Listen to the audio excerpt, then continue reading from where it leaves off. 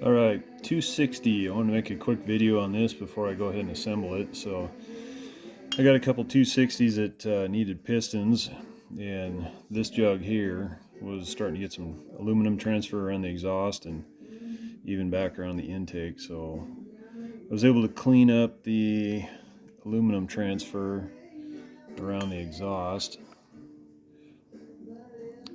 It was right there on either side, and got that cleaned up, honed it.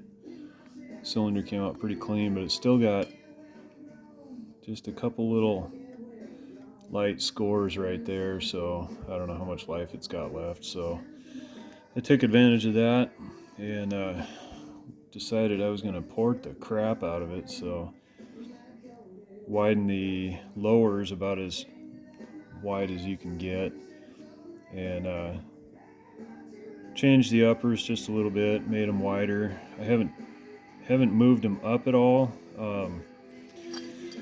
I'll get to that in a second. So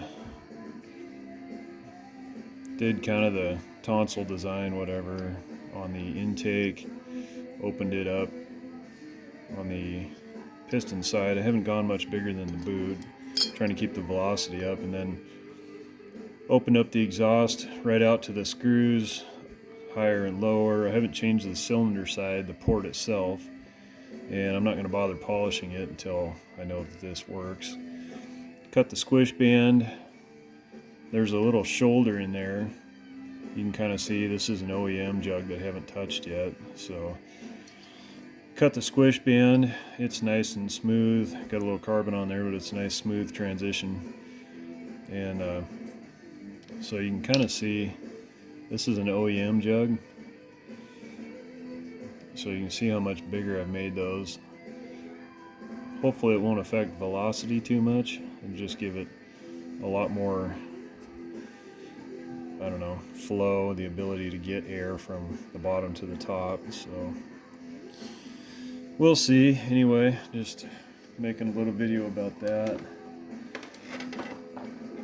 And I'm gonna give this a try. This is a Farmer Tech 260 muffler. So it did come with a baffle like the 24s. It's identical to the 24 muffler. So the spot welds were pretty chintzy, so I was able to just rip it out with a pair of pliers. So there's that, and then I like the front cover. It's got kind of an angle to it, and it's got a big flat on it on top, which is actually perfect for a West Coast universal port. I think it's the longest one, 2 1/4, 2 3/8, something like that. But anyway, so it gives you a really big port on the inside. And so I just bought a couple stainless nuts at the hardware store and some of the 4mm steel screws, and fasten it that way, keep it kind of clean, and then all the tools I use for the saws will work on these too. So anyway, that's that, and I'll give you an update when the saw's back together and running, and we'll see how it goes.